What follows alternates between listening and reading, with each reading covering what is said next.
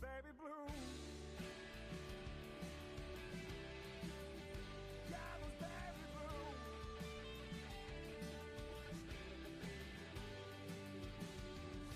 A broken man without a path. A vagrant aimless without a mouth. Took 2 long breaths and just one more. Till my lungs couldn't hold another. For you and me.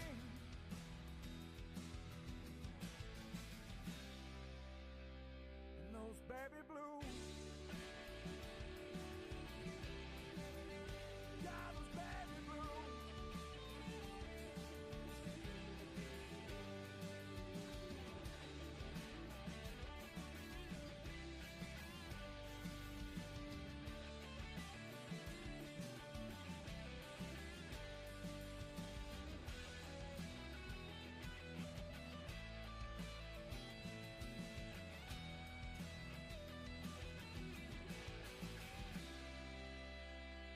Those baby blues. Yeah, those baby blues.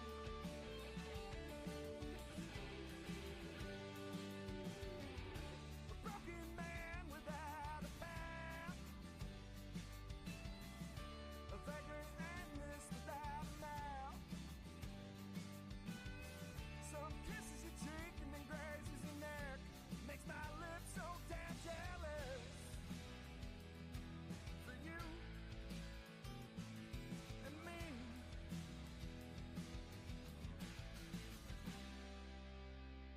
And those baby blues. Yeah, those baby blues.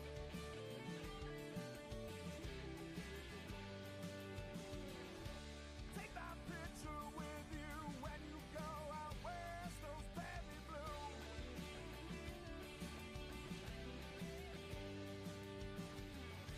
If you love me, then just say it with your chest. Those baby blues. Now, don't forget about me, yeah. I will do my best. Those baby blues. Oh, that's true for me and you.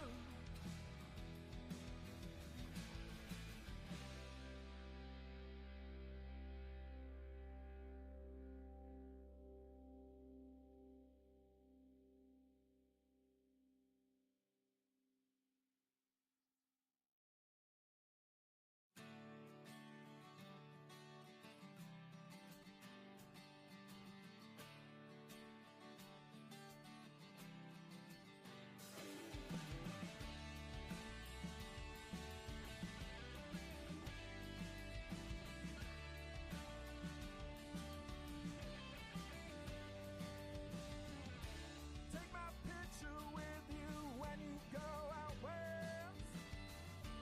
If you love me, then just say it with your chest.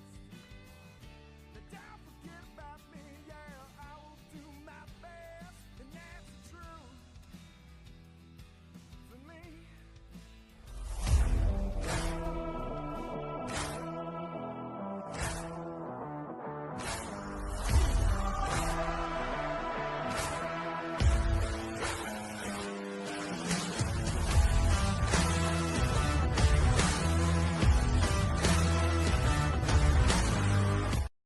Yo, what is up? 24/7 Buff Fandemonium, Buff fan base, FLX Mafia, everywhere.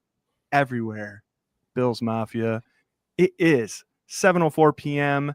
It is Thursday night, and that can only mean one thing. It's time for Sunday Sessions, the official pregame show of the Bills Mafia and the Buff fan base. I'm your host, Swank, and right over here next to me, that's my boy. Oh my God, you guys.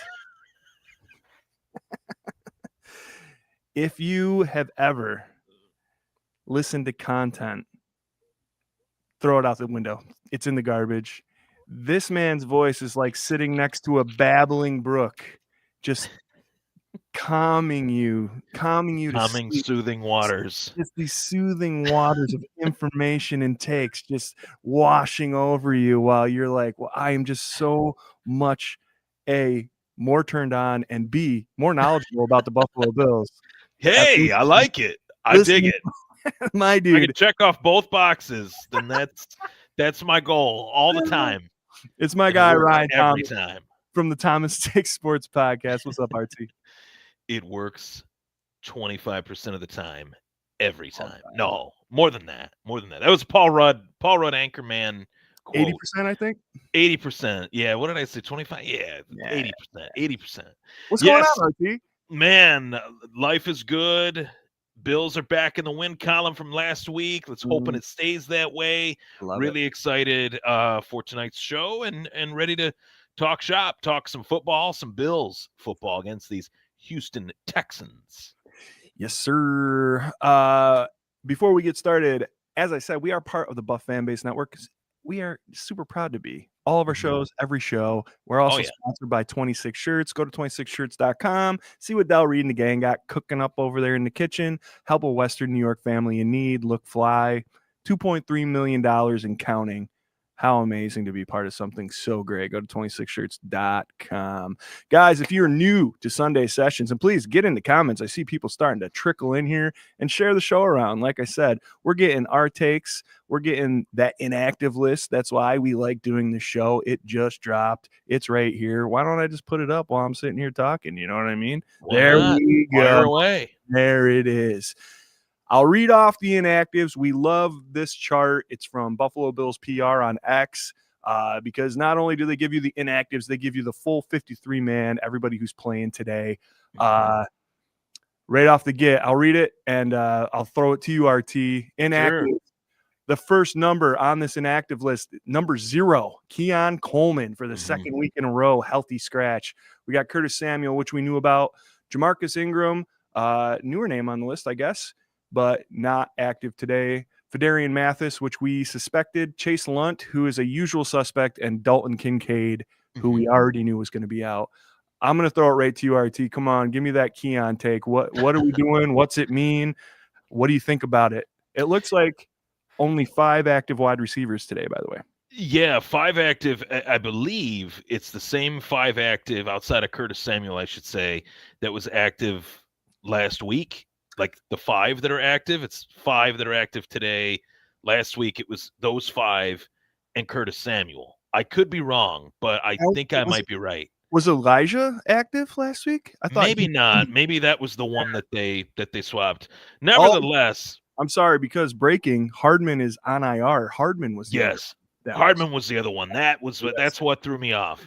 Yep. But my point in this is that there's 5 guys active for this game that for whatever reason we could speculate until we're blue in the face. Any one of us could speculate. We're not inside those walls. The reporters are very good at their jobs. They really are. I'm not taking anything away from them, in terms of what they're able to do week to week and cover this team. But we don't know what's going on inside those walls. The only thing we do know is what we've been shown. And what was shown to me, my opinion has kind of evolved over the course of the last 4 days. So last week I was on the show, Sunday sessions, of course, with you, Swank, and Scott. And last week it was Scott, but, you both are, two of my bros. And we're talking even off the air about the whole Keon thing. Yep. And my opinions changed a lot. Like originally I was in he's not doing much for us. He's inactive. Like that could be why. Then we get the more, kind of tea leaf news that it was because he missed a meeting. Then I see the game of the Bills and Bucks and the offense moving the chains, putting up over 40, 44 points. And then I see the videos of Keon Coleman, kind of dancing and celebrating a little bit on the sideline before the game while wearing street clothes. It just didn't look good. It rubbed me the wrong way. Maybe I'm old school, but with everything that is being thrown around about Keon Coleman right now in terms of him, needing to grow up, and those are the words that Deion Dawkins said in his post-game presser, and seeing that, and then, they go into this game 4 days later and they say, you know what, quick turnaround here. We like what we saw from the other guys. You didn't do anything. You weren't a part of that because we scratched you because you missed a meeting. You're not going to be a part of it again. That is really concerning to me. Like I have a whole new like level of concern, and my concern is now much, much higher for the Keon Coleman saga in Buffalo. I feel like it's a little bit of deja vu all over again, in the words of Yogi Berra, with Kyer Elam. The similar situation that happened with Kyer Elam. They drafted him to be X, Y, and Z. He wasn't any of those things. And he started to become inactive, didn't play a lot, and before you knew it, he was gone. To be honest with you, I hope I'm wrong on this. I really do. Like, I don't want to be right, and I don't want to say that, you know, Keon Coleman's a bad person or anything like that. But in terms of teammate, in terms of professional, in terms of NFL future, in terms of the NFL not standing cliche, not for long. Yeah. All those things matter right now. And Keon Coleman is on the outside looking in right now. And these 5 guys, Josh Palmer, Khalil Shakir, Gabe Davis, Shavers, and Elijah Moore, Sean McDermott, Brandon Beane, Josh Allen, he trusts those 5 guys more than Keon Coleman. So there's 5 guys that are trusted more than the guy that they picked in the second round of last year's draft. That's really, really concerning for Keon's future. And that's kind of the picture that I would paint right now. I think everybody's concerned for what's next, and for what was next from last week to this week. 4 days later, 2 games, he was inactive in both of them. So I think the writing's on the wall that he might not be a Buffalo Bill much longer after this season. I can't believe I'm saying that, but it's not looking good. I was talking with the boys on Tuesday. You can catch myself, Scooter Magooter, who's usually here but couldn't make it tonight, and Jerry on Tuesday nights for the K-Gun Report at 8:30. I literally said to these guys and posed it to the panel, if this had happened a week before when the trade deadline was coming, I don't think he would be a Buffalo Bill. I think they would have traded him. And I think it probably would have been warranted, and they just would have got whatever they could get for him. I like the comparison to Kyer. It hurts me a little bit because we are not Keon Coleman haters by any means. I don't want to see this happen to any player on the Bills. It's terrible. Yeah. But I think that the writing was on the wall that he wasn't going to play tonight on Sunday. I think that was like almost a gimme. I think they want him to claw his way back. If you're putting up side-by-side comparisons with a Tyrell Shavers, who has literally done everything right, done everything he needs to do, scraped his way from the bottom all the way up to not even the top, but at least a starting wide receiver, right? Or in the start, or in the team he's dressing, you know, that is like a huge accomplishment for him, let alone getting in a 90-yard game with a touchdown. This is like this kid's. This is what I'm here for. And then I love in McDermott's presser, he's like, he did that, and then he turned right around and he's in special teams. Like, he caught that ball and then he's on kickoff, and he's not complaining. He's not doing anything, you know? So for me, it's like, it's almost like a lack of maturity. It's almost like, okay, if you're young and you're this guy and everybody kind of touted you, you know, you're a high second round pick, and you come in there and maybe you don't quite have your wild oats sowed yet, you know, maybe you're a little bit of a immature kind of kid. Fine. We already went through that with him. Now it's like, you're a vet. You're expected to be more every single year, just like Josh Allen was. Like, don't get me wrong, we live in an era, part of a very small part of the Josh Allen era, whether people want to admit this or not, very small part of that era was the fact that he was in a 3-man quarterback competition as a rookie, and Nathan Peterman was named the week 1 starter. Yeah, that happened, right? Yeah. That actually happened, and they felt like he wasn't quite ready yet. That was the gist of that. So everything is earned in this league. There's nothing that's given. You're given an opportunity, whether you're drafted in the first round or whether you're an undrafted free agent. What matters is what you do with it. For every Ryan Leaf, there's a Kurt Warner. Yeah. That's the way I would look at it, and Ryan Leaf, I talked about this on my show. It's not like Ryan Leaf was a bad player. He was picked second overall. Yeah. But what he did with his opportunity was what made him a bust. Yes. What Jamarcus Russell did with his opportunity was what made him a bust. Yeah. That's the difference. It's not a lack of talent. Like I don't want to get that. Has the production been there? No, it hasn't. But it's not a lack of talent that is putting him in this position. It's what he's doing off the field that's putting him in this spot. And that's what I'd urge to Bills fans to understand. Well, I think it's kind of like what we were just talking about off the air, right? It's about your drive. It's about what are you willing to sacrifice? What are you reaching for? Mm-hmm. And what are you willing to give up to be there? Like I am not a morning person, but if I had to get up in the morning to do this, if I had to get up in the morning for a show, if I have to get up in the morning for practice, if anything that I like am passionate about, care about, that I'm not making millions and millions of dollars doing, by the way, if the passionate thing that is burning me like calls for that, I am going to be there. Yeah. And if I show up to a show load in late and they're like, hey man, don't do that. Like you get bitched out, you screw everything up, you push everybody back late, never do it again. You never would. Yeah. You're early from then on because you don't want to be that guy. This is that kind of thing. And the one coach you don't want to do this with is Sean McDermott, because he's not going to, like, I think he literally gave him as much slack as he possibly could before he did this. Like, I think it was probably killing him last year when it happened. Yeah. I think he's exhausted, actually. Like, I've gotten the sense, I've had the sense that he's exhausted with the work ethic or accountability. And maybe that's the wrestler's mindset, which Sean McDermott was. And I've talked to you about this, like, as a wrestler, and I'm about to get into wrestling coaching. Like if coaching, you have to preach accountability all the time. It's constant. It's a part of the social dynamic. It's a part of the locker room dynamic. It's a part of the practice. It's a part of the tournaments, the games, whatever you want to call it, whatever sport it may be. It's the same play. It's the same thing in a workplace. Like if you were a boss and you were in charge of other people, you'd want everybody to be lockstep in everything that you are preaching, everything you're trying to implement. And if one person isn't, if one person out of even 53 players in the National Football League on this team, if one player isn't, it's one hole in the boat that could cause it to sink. And that is what makes Sean McDermott, I think, one of the better head coaches in the league. And that's why he gets so much credit for the turnaround that was his turnaround of the Buffalo Bills. Without that mindset, they would not be in the position that they're in right now. And a lot of people, a lot of fans can say, oh, man, they haven't been in a Super Bowl yet. Josh doesn't have a ring. All that stuff is another conversation. Sure.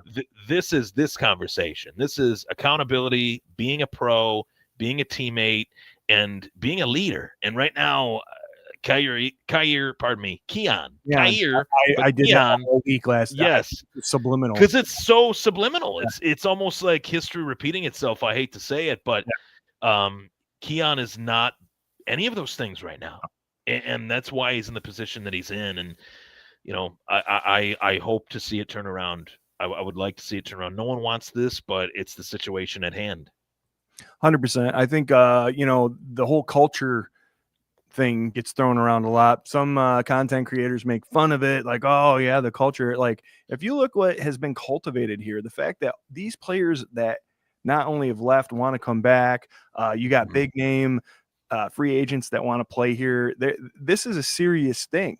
Like, and if you cultivated all this and you breed a certain set of rules and set of ethics and a culture, and then you let this kid dress after being late for a game, you've just undone 8 years worth of work. A lot of time. It won't be every guy on that team, but there'll be a handful of guys that are like, oh, what the hell? Okay, I guess it's not. As soon as that expectation's gone, you're going to get more.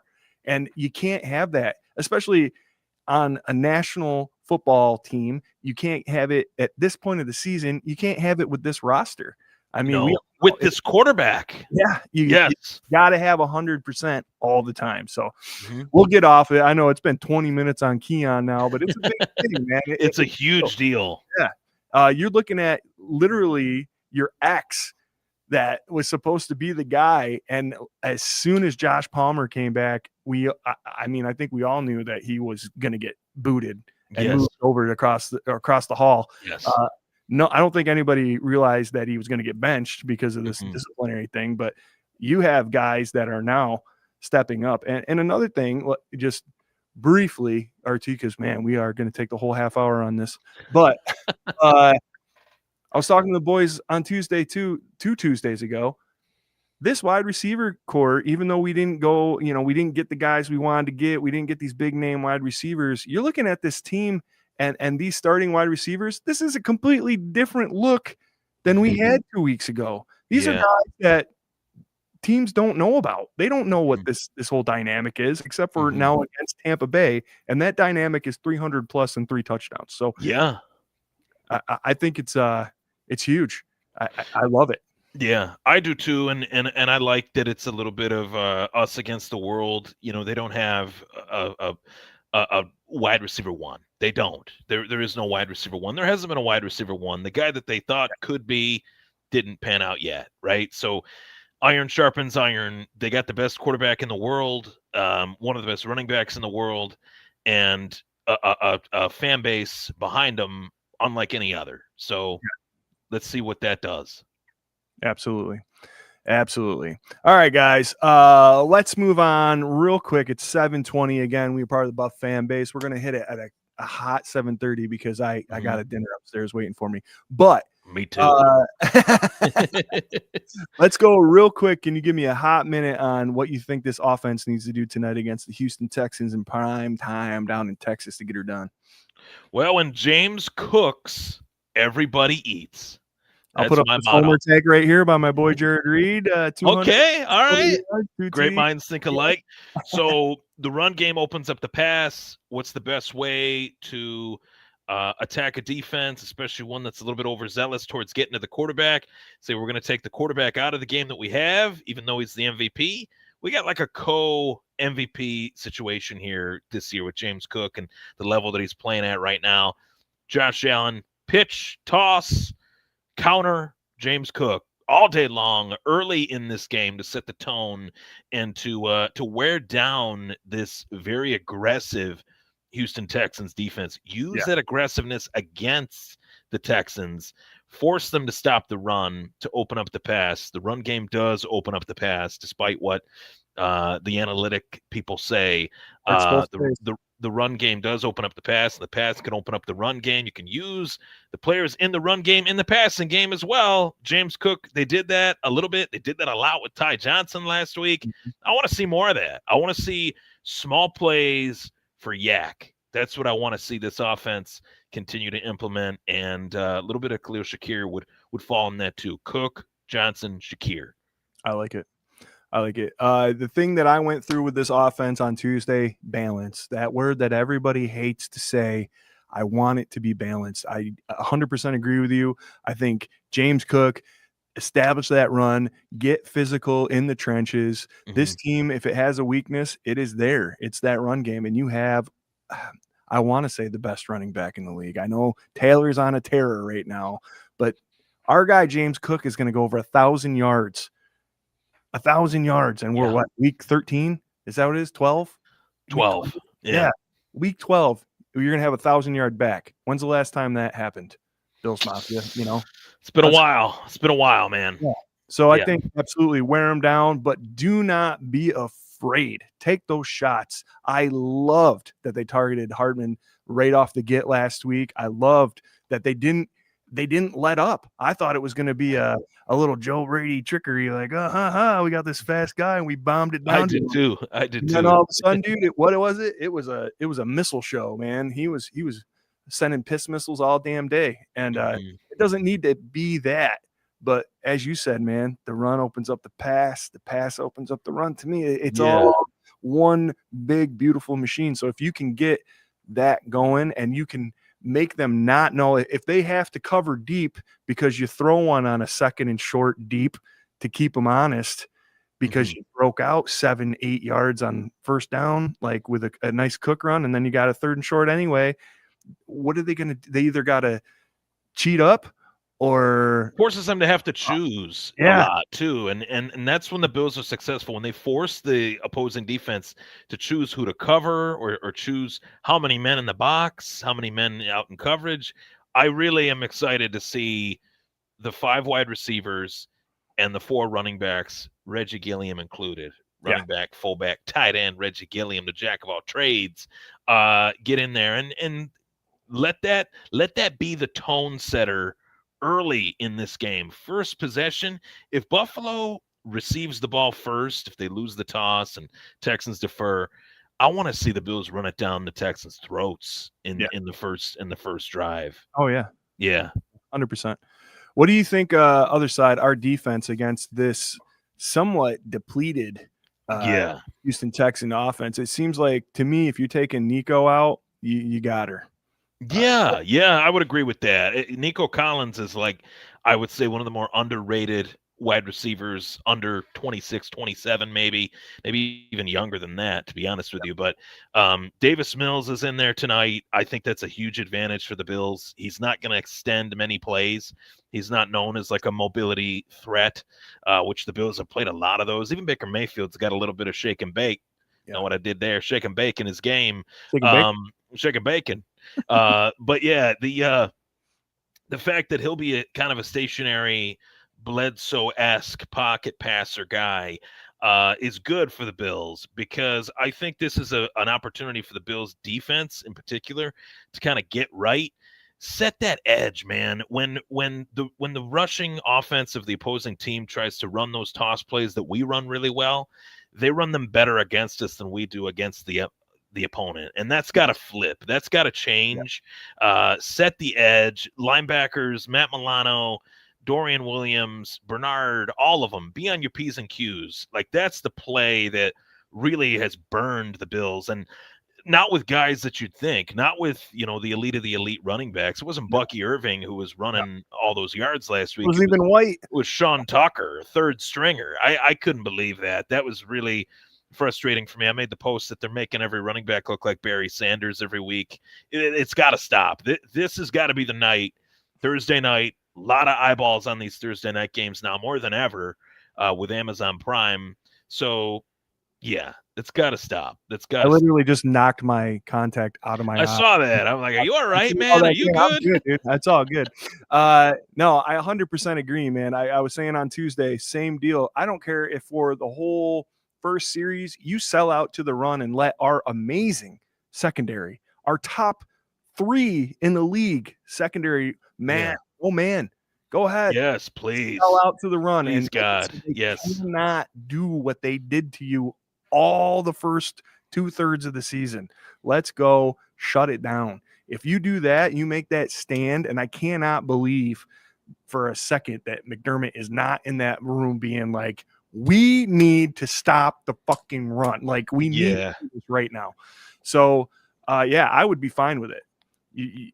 I want Mad Max to get a couple more snaps. Sure. Than Trey, and it's starting to kind of get that way. But between him, Benford, amazing breakout season by Cole Bishop, and Poyer, old man Poyer, who's coming in on a terror. You got those 4 dudes back there. Everybody else, go ahead. Sell out to the run. Stop it. Like, just stop it. And it seems like it's when they go out wide usually. When they do those stretch runs, the tosses, that's when you see the size disadvantage. We're a little light in the loafers as a defense in the second and third level. That's gotta use that thump. Use that thump.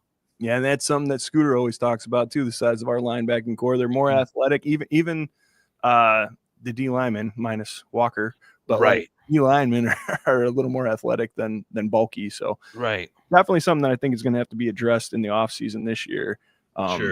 Regardless. Yes.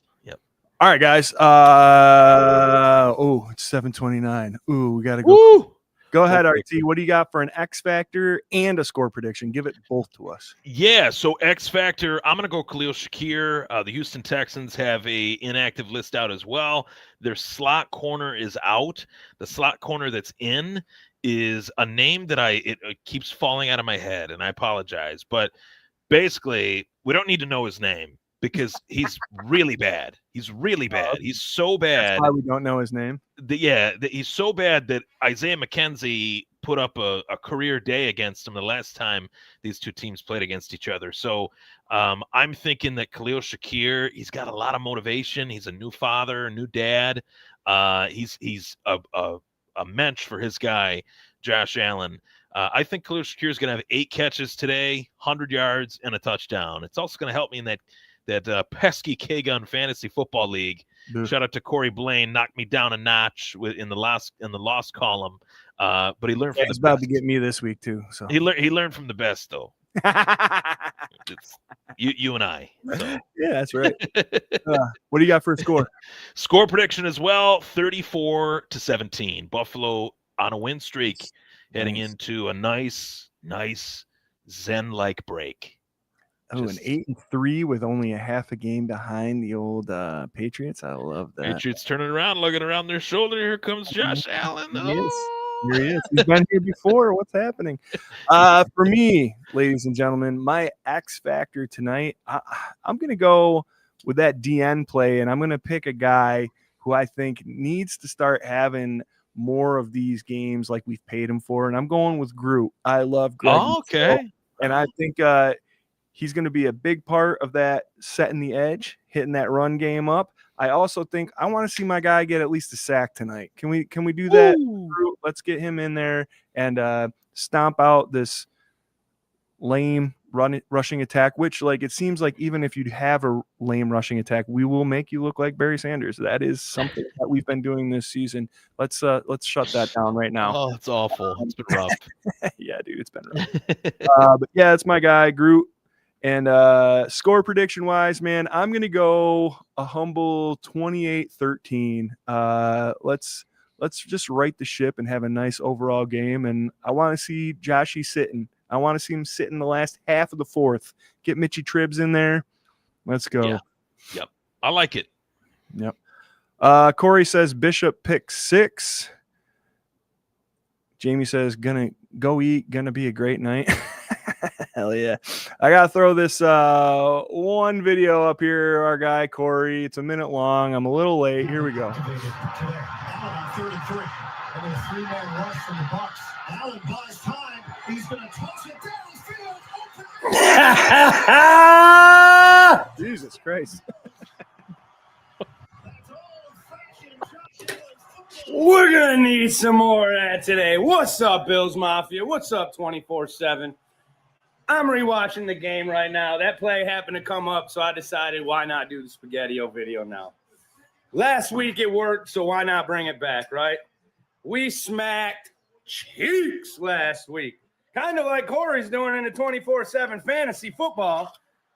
We're taking everybody the rest of the season. As long as we can keep playing like this, stay healthy, the offense keeps going, get a couple guys back there, I think we're finally starting to click. So, power to the O's. I'm going to say today the Bills are going to win 40-10. Defense is going to go off. Offense is going to go off. I'm calling it now. Cole Bishop, pick 6. Cheers. There he goes. Look at him, folks. There he goes. All meatballs. Go Bills. All right, Corey. See, now he was texting me during our matchup. He's like, I think you're going to come back. I think you're going to come. So don't let this confident, I think champ he plays swag like that though too, where he's like, yeah, dude, you're probably going to come back. That's why I'm like, he's going to beat me. He's going to beat my ass. Yeah, it's almost like he's got this reverse psychology, press conference trash talk going on. It's like, I'm not falling for that, man. I've been around way too long. I know this game way too well. That's not going to happen. He's got his name on the helmet twice, Corey. I don't know. Yeah.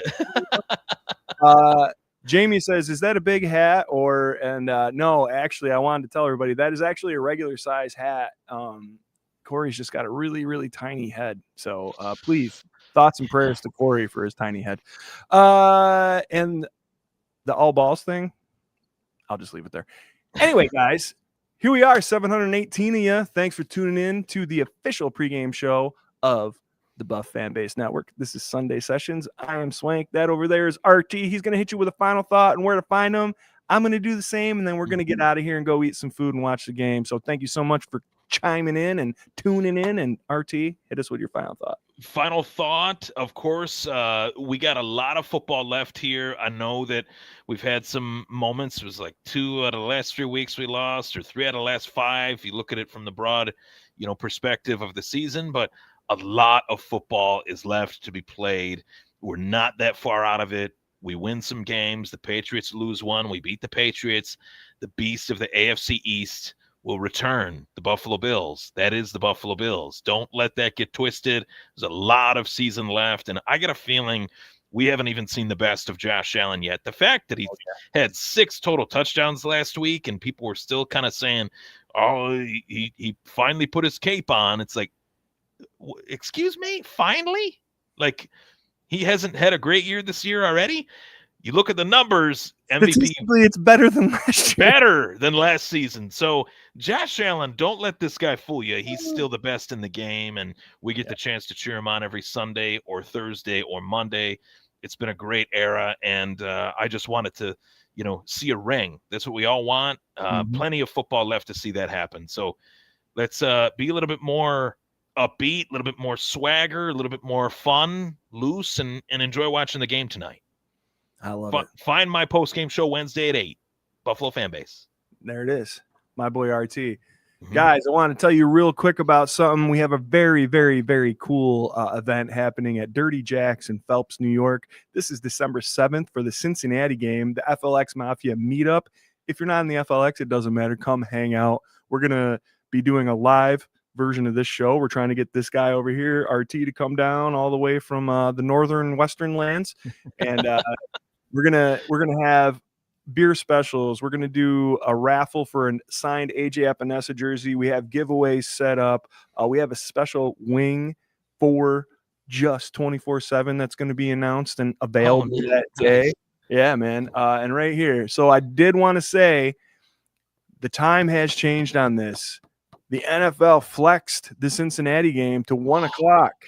So now it is not 3 to 8 p.m. It is going to be, they're opening their doors at 11:30 a.m. and we will be doing a show from whenever we get set up, which will be between 11:30 and 12 until 1, and then we'll be there for the duration of the game hanging out. So it'll be 11:30 to 4. Come hang out. Little Scamby eggs and some 24/7 buff. Nothing wrong with that. Eggs, bro. Yes. Eggs and eggs. So, Uncle Jam, I got you. Actually, we're going to be selling these posters for sale. A lot of people have been into them. So they'll be for sale for $5 at the event. Or you can hit me up and I can get you a mailer or whatever for that too. But yeah, man. FLX Mafia meetup. We're very stoked on it. Put it on your calendar. December 7th. 1 to 4. Come hang out. That's it, guys. Love the hell out of you. Thank you so much for tuning in and being a part of our little program. And enjoy the game. Go Bills. Go Bills. Go